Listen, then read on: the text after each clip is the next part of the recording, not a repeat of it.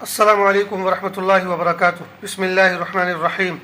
امام بخاری research academy علی گڑھ سے شائع ہونے والے ہفت روزہ الجمعہ میگزین 9 صفر المظفر 1448 ہجری مطابق 24 جولائی 2026 کے مضامین کی آڈیو ریکارڈنگ پیش خدمت ہے۔ پہلا مضمون ہے مکاتب کے اساتذہ سے چند گزارشات۔ محمد فرید حبیب ندوی۔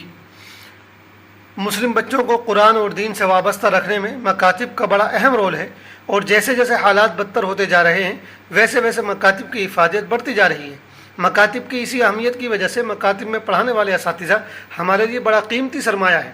وہ اس دور میں جو خدمت انجام دے رہے ہیں اس کی پوری جزا بس اللہ تعالیٰ ہی انہیں دے سکتا ہے۔ ہم تو ان کے لیے دعا ہی کر سکتے ہیں، اللہ پاک انہیں دونوں جہانوں کی خوشی عطا فرمائے۔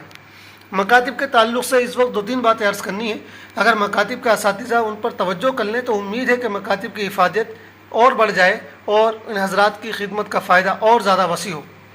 نمبر 1، مکاتب کی عمومی صورتحال یہ ہے کہ وہ مساجد میں قائم ہوتے ہیں، اور بظاہر یہ اچھی بات ہے۔ مسجد میں ہونے کی وجہ سے مکتب میں پڑھانے کی ذمہ داری اکثر اسی مسجد کے امام صاحب کی ہوتی ہے۔ دیکھنے میں یہ آتا ہے کہ بہت سے مدرسین اسے بوجھ سمجھتے ہیں اور انہیں بچوں کی تعلیم و تربیت سے کوئی دلچسپی نہیں ہوتی ہے۔ وہ بس رسمی ذمہ داری ادا کر کے فارغ ہو جاتے ہیں۔ نتیجہ یہ ہوتا ہے کہ کئی سال مکتب میں تعلیم حاصل کرنے کے بعد بھی بچوں سے کچھ نہیں آتا ہے، بلکہ افسوس تو اس وقت ہوتا ہے جب وہ ناظرہ بھی ٹھیک سے نہیں پڑھ پاتے۔ مزید یہ کہ انہیں دین کی بنیادی باتوں سے بھی واقفیت نہیں ہوتی۔ کاش مکاتب کے مدرسین اس ذمہ داری کو ہلکے میں نہ لیں، بلکہ اسے ملت کی عظیم خدمت سمجھتے ہوئے انجام دیں۔ اگر ایسا ہو جائے تو یہ بہت بڑا کام ہوگا۔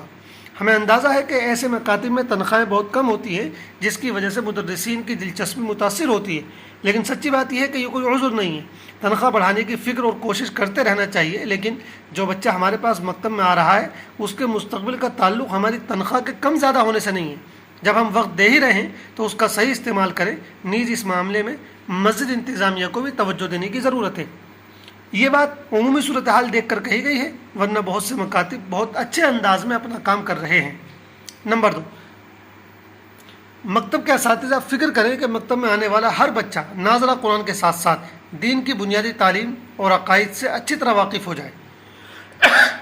بعض جگہ بچوں کی کثرت کی وجہ سے ممکن ہے کہ انہیں کوئی کتاب پڑھانا دشوار ہو، تو اس کا طریقہ یہ بھی ہو سکتا ہے کہ اجتماعی طور پر ان کے سامنے عقائد کی وضاحت کی جائے۔ غرض طریقہ کوئی بھی ہو، لیکن یہ بہت ضروری ہے کہ ہمارا بچہ توحید اور اس کی حقیقت، شرک اور اس کی قباحت، رسالت کی اہمیت و ضرورت، عقیدہ آخرت اور دین کے بنیادی احکام سے اچھی طرح واقف ہو جائے۔ نمبر 3، آخری بات یہ کہ بچوں کو اردو زبان ضرور سکھائی جائے۔ اردو زبان کی حفاظت ہمارے ملک میں ہمارے دین و ثقافت کی بقا کا ذریعہ ہے۔ تھوڑی سی توجہ کر لی جائے تو یہ کام بڑے اچھے انداز سے انجام دیا جا سکتا ہے۔ دوسرا مضمون ہے بچے کی شخصیت پر گھر کے ماحول کا اثر۔ محمد خالد ضیاء صدیقی ندوی۔ کہا جاتا ہے کہ ماں کی گود بچے کا پہلا مدرسہ اور گھر اس کی پہلی درسگاہ ہوتا ہے۔ یہ بالکل درست بات ہے، کیونکہ ایک بچے کو دنیا میں آنکھ کھولتے ہی جس ماحول سے سب سے پہلے واسطہ پڑتا ہے وہ اس کا گھر ہی ہوتا ہے۔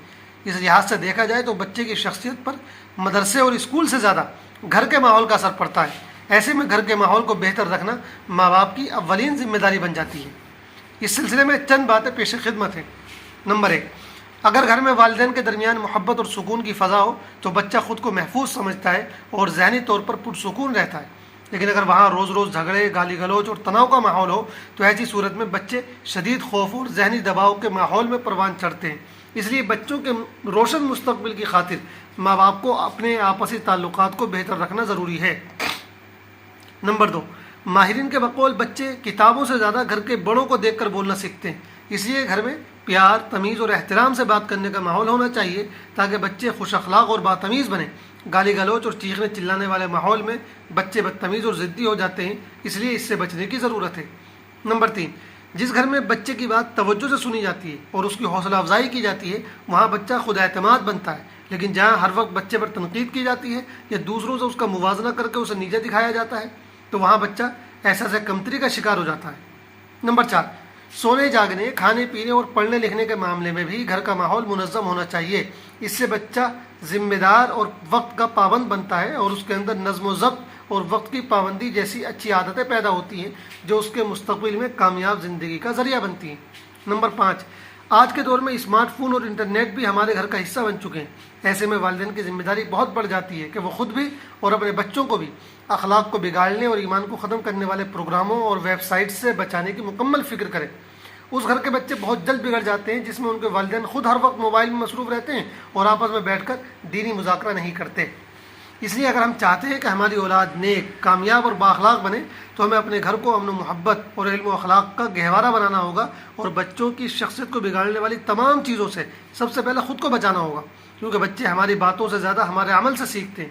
ہم انہیں کتنی ہی نصیحتیں کر ڈالیں وہ وہی کچھ اپنائیں گے جو ہمیں خود کرتا ہوا دیکھیں گے۔ اس لیے ہمیں اپنے کردار کو بہتر بنانے کی سب سے زیادہ فکر ہونی چاہیے۔ تیسرا مضمون ہے مسجد میں ان باتوں کا خیال رکھیے۔ محمد فرید حبیب ندوی۔ مسجد کے سلسلے میں بہت سی باتیں ہیں جن کا ہمیں خیال رکھنا چاہیے، مگر ہم میں سے بہت سے لوگ ان باتوں کا خیال نہیں کرتے، جس کی وجہ سے بسا اوقات دوسروں کو پریشانی ہوتی ہے۔ نیچے ایسی ہی کچھ چیزوں کی طرف رہنمائی کی جا رہی ہے۔ نمبر 1، اگر آپ بائک یا کار سے آئے ہیں تو اسے ٹھیک سے پارک کریں۔ ایک تو غلط جگہ پارک نہ کریں، دوسری یہ کہ گاڑی کو اس طرح سیدھا کر کے لگائیں کہ لائن میں زیادہ سے زیادہ گاڑیاں آ سکیں۔ نمبر 2، جوتے ترتیب سے رکھیں، بہتر یہ ہے کہ الماری میں رکھیں جو وہاں جوتوں کی الماریاں رکھی ہوتی ہیں۔ نمبر 3، جوتے پہن کر دوسروں کے جوتے چپلوں پر پاؤں نہ رکھیں، یہ بڑی گندی عادت ہے۔ نمبر 4، بہتر یہ ہے کہ گھر سے وضو کر کے آئیں، اس میں زیادہ ثواب ہے، اور اگر مسجد میں کریں تو خیال رکھیں کہ آپ کے چھینٹے دوسروں پر نہ پڑیں۔ نمبر 5، اگر باتھ روم جائیں تو نکلنے سے پہلے فلش ضرور کریں، پھر باہر نکل کر لائٹ آف کر دیں اور دروازہ باہر سے بند کر دیں تاکہ دوسرے لوگ بند دروازہ دیکھ کر ہی سمجھ جائیں کہ اندر کوئی نہیں۔ لائٹ آف کرنے میں اس بات کا ضرور خیال رکھیں کہ بسا اوقات ایک ہی سوئچ سے 2 یا زیادہ باتھ روم کی لائٹ جڑی ہوتی ہے، تو ایسا نہ ہو کہ آپ برابر والے باتھ روم کی بھی لائٹ آف کر دیں جبکہ اس میں کوئی موجود ہو۔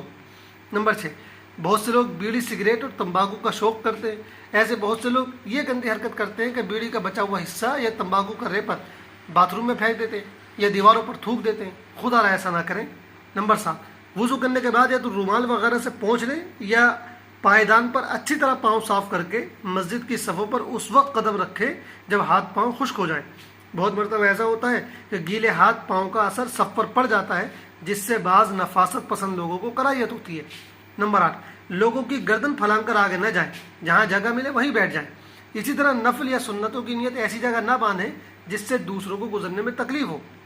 نمبر 9، اگر جماعت کھڑی ہونے میں 1-2 منٹ بچے ہوں تو اگلی صفوں میں سنتوں کی نیت نہ باندھیں۔ اگر سنتیں پڑھنی ہی ہو تو پچھلی صفوں میں ایک کنارے پر پڑھیں۔